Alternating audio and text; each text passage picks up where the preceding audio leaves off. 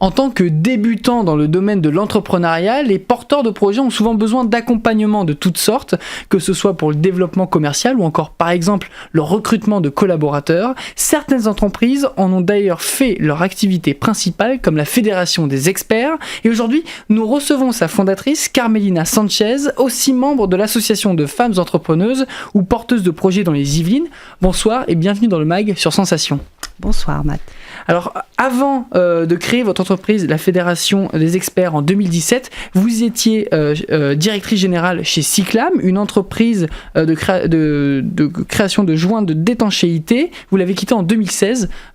Pourquoi avoir créé la Fédération des experts ? C'était une évolution ? C'était effectivement une évolution puisque je devenais mon propre patron. Je redevenais parce que j'avais déjà créé une entreprise avant, mais bon, c'était pour moi une évidence. C'était une évidence. En fait, j'avais laissé un projet dans les années 2010 que je reprenais. Il avait mûri et donc c'était le moment. C'était le moment. En fait, je voulais fournir aux autres entreprises des experts dignes de ce nom. Non pas d'experts autoproclamés, mais des experts qui auraient suivi un process de certification, en quelque sorte. Et je voulais absolument que les entrepreneurs aient affaire à de véritables professionnels qui avaient une véritable expertise. Voilà. On le rappelle, la Fédération des experts, c'est un réseau d'experts au service de l'entreprise, de ses dirigeants et de ses collaborateurs. Est-ce que vous avez senti un manque dans l'environnement, on va dire, des entreprises qui vous a poussé à créer la Fédération des experts ? Absolument. Alors, un manque, un besoin. Et puis, ce qui me gênait, c'était que souvent, ce manque, ce besoin était comblé par des personnes qui n'avaient pas forcément la compétence adéquate. Voilà. Donc là, maintenant, si vous voulez, moi, lorsque je rencontre un client, je ne lui fais rencontrer que de véritables experts qui ont une véritable expertise dans le besoin que nous avons identifié, que nous avons qualifié. En fait, notre rôle, c'est à la fois d'aller chercher pour nos experts des missions pertinentes, mais aussi pour nos clients de les mettre en relation avec des personnes qui ont une véritable expertise. Voilà. Et que nous avons testées. Comment les personnes vous contactent, les clients ? Avant tout, ça se passe sur dossier, il y a des entretiens ? Alors, les clients, en fait, c'est surtout nous qui allons les chercher. Mais aussi, il y a un phénomène de bouche à oreille. Mais surtout, nous utilisons les réseaux sociaux. En fait, nous utilisons tous les canaux de prospection possibles. Et puis, je vous dis, ce système de bouche à oreille, de réseautage, qui est très important. Et les réseaux sur Saint-Quentin sont très dynamiques pour cela. Vous attirez des clients, donc des entreprises, mais vous attirez aussi des experts, puisque les experts aussi sont recrutés. Absolument. Alors, de la même manière, lors de réseautage, on me met en relation avec des experts. Je fais la rencontre d'experts en différents domaines. Et puis, j'ai toujours une oreille attentive. Lorsqu'on m'exprime un besoin, je suis en chasse d'experts. Donc, à la fois le réseautage, le sourcing et puis le bouche à oreille. Voilà. Vous parliez d'experts dans certains domaines. Quels sont ces domaines ? On peut retrouver des experts dans de la vente, de la communication, de la gestion ? Oui. Alors, nous avons un réseau aujourd'hui d'environ 79 experts. Alors, tous les domaines, on va dire fondamentaux de l'activité de l'entreprise. Alors, vous avez aussi bien des experts dans le domaine juridique. Dernièrement, j'ai fait un partenariat avec un expert dans la propriété intellectuelle, la propriété industrielle, c'est très important. Droit des contrats, avec des experts de la comptabilité, RH. Là, actuellement, j'ai une de mes expertes qui fait une mission très, très particulière de coaching RH. Nous avons aussi des experts très pointus dans le domaine du marketing digital. Il y a d'ailleurs des personnes qui sont chez les Créatives et qui sont sur Saint-Quentin, bien sûr. Mais nous avons aussi des experts très pointus et nous donnons la possibilité à des experts de devenir, par exemple, des formateurs. Ils ont leur expertise, mais par exemple, pour la SNCF, pour ne pas la citer, nous avons eu besoin de faire une formation en ergonomie pour certains de leurs responsables en santé et sécurité au travail. Donc nous avions un expert qui avait 22 ans d'expérience. Il n'était pas formateur. Grâce grâce à mon centre de formation avec qui je suis partenaire, eh bien, nous lui avons donné une formation de formateur et on a fait cette mission-là. En parlant de votre centre de formation, vous faites de la formation pour les entreprises et aussi pour les experts. Cette double casquette, est-ce qu'elle est importante ? Bien sûr, parce qu'en fait, les entreprises ont des besoins en formation qu'il faut absolument qualifier.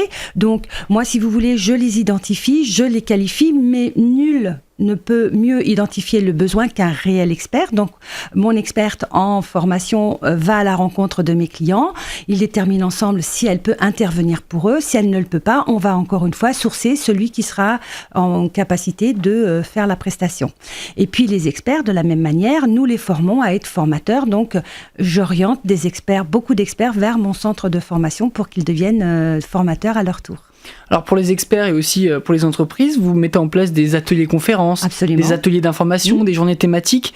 Quel est le but ? Le but, c'est avant tout de faire de l'approfondissement ou au contraire, vraiment avoir un premier contact avec la Fédération des experts ? Alors, le but, c'est de donner assez de contenu pour montrer ce que nous pouvons faire derrière. En fait, c'est la partie visible de l'iceberg. Alors, dernièrement, j'ai fait un atelier pour les créatives qui portait sur la prospection, bien organiser sa prospection, mais nous organisons des ateliers sur toutes les thématiques qui sont suivies par nos experts, qui sont maîtrisées par nos experts. Nous organisons pour, par exemple, la Chambre de commerce, pour Yvelines Active, nous organisons des ateliers à la destination des entrepreneurs, qui soient porteurs de projets ou entrepreneurs déjà confirmés. Voilà. Et puis aussi, pour mettre en avant les qualités de nos experts, nous organisons des ateliers privés, lors desquels nous invitons les entreprises de la région à venir prendre connaissance des expertises à leur disposition. Vous travaillez majoritairement avec des entreprises saint-quentinoises. Oui. Pour quelle raison ? Est-ce qu'il y a une richesse dans ce territoire ? Absolument. Le territoire de Saint-Quentin est très riche, d'une part, mais aussi il y a tout cet aspect proximité. Alors la proximité est importante aussi bien géographique que la proximité en termes de culture d'entreprise. Les cultures, je pense qu'il y a une certaine culture saint-quentinoise. Il y a un esprit pionnier à Saint-Quentin. Moi, j'ai connu Saint-Quentin depuis les années 80, lorsque c'était des champs de betteraves et qui se sont transformés en cette magnifique, super mégalopole, on va dire. Aujourd'hui, je suis toujours émerveillée de voir qu'il y a ces magnifiques universités, qu'il y a, en fait, on est très, très soutenu par la Maison des entreprises, qui fait beaucoup. Le territoire fait beaucoup pour les entreprises, c'est très à l'écoute. Chaque fois que j'ai une sollicitation, j'ai toujours un écho. On m'écoute toujours parce que je crois que aussi au niveau des instances territoriales, la vie de l'entreprise est importante.